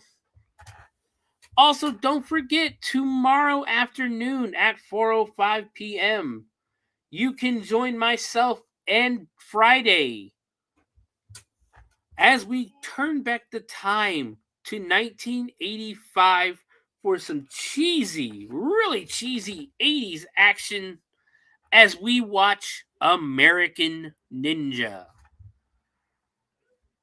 Of course, on the show, you will get a recap of the week's haunt industry and horror movie news. Not only that, I believe somebody might be joining us tomorrow, at least for the news part. Somebody who may have gone to Transworld last week. That is a very possibility. Plus, I'm trying to talk somebody else into joining us tomorrow who hasn't been on a podcast in a little bit. If he's not too travelogued or jet lagged. We'll see what happens tomorrow. We'll see who's going to be on the show tomorrow. But you could tune in to watch American Ninja. Next week, we're going to watch Unlucky Charms as part of our St. Patrick's Day episodes. But also go check out the YouTube page and our TikTok page at Sewer Dweller. You got the pictures. Yeah, he wants to. He was saying he's going to try to get on the show tomorrow to show the pictures. If not, you guys got to wait till Saturday when I believe Pyle will be doing a Chainers on Saturday. So you'll have to wait till Saturday to see pictures from Transworld. I talked to him a little bit earlier today. There's some stuff going on in the haunt industry that's was the big talk of Transworld this weekend. A lot of people noticed it. That they posted it. The news story I'm talking about was posted Saturday morning, right before the third day of Transworld. So we'll talk about that tomorrow as well, as all the news going on. Also, don't forget, we do have a TikTok page that I advertise on, and if you're ever interested in seeing any of my haunted house characters, we are at Sewer Dweller, SEWARDWELLER on TikTok. Check it out. Yesterday, I went to a pioneer cemetery, and I'd made a video of my trip, my adventure there. It was a cemetery that was like 200 years old, and it was pretty cool. It was pretty cool to see. This is because the older cemeteries I've always gone to and I've always seen are the ones that are part of major historical attractions like Colonial Williamsburg, Arlington Cemetery, and that. These are just tombs or graves and tombstones that are just in the middle of a neighborhood. Like you have to walk through somebody's yard and up a set of stairs to get to this cemetery. Like if I was that person, I'd kind of be a little pissed that there's a graveyard next to my house for starters, and that people are walking through my yard to get to this graveyard. But if you look at the video, you'll see there's a lot of like broken tombstones and a lot of damage. They've had problems with vandals over the years. I mean, the graves themselves are right around 200, maybe 150 to 200 years old. So natural wear and tear too, but they've had a lot of problems with vandals breaking the tombstones. But it was a pretty cool video. You can check it out. It's only like 4 minutes long, I think. I don't even think it was that long of a video. There's a total of 15 people buried in that graveyard. I'm trying to look it up now. Like I said, I don't even think it was. Yeah, it doesn't tell me how long the video. Oh, 265.98 seconds. Let me see if I can bring up the video on the phone to tell me how long it was. 4 minutes and 26 seconds. It was, like I said, it was something cool that I was out and about yesterday, and it just happened upon. Yeah, I believe it is perfect for a corpse garden. So yeah, I let Jen, of course, you have permission to post everything up on the corpse garden. But go check it out. I also got videos on there advertising, the show and that. There's also videos. Cupid may or may not have kidnapped and murdered somebody. We don't on there. We don't know. There's other videos of Coney, and hopefully I can get other stuff added up there. It's also, I did upload the same video to the YouTube channel, so check it out. And I believe that's going to do it for the week. Everybody, be good to each other. I hope everybody enjoyed the show. We might do another one next week. We'll see how crazy next week is. The schedule might have to change a little bit because I did just get a new job today. So the schedule might have to change a little bit. I'll do what I can to accommodate it. But we'll see what happens when I get some schedules going. But guys, be good to each other. Watch wrestling. And of course, keep watching horror. Good night, everybody.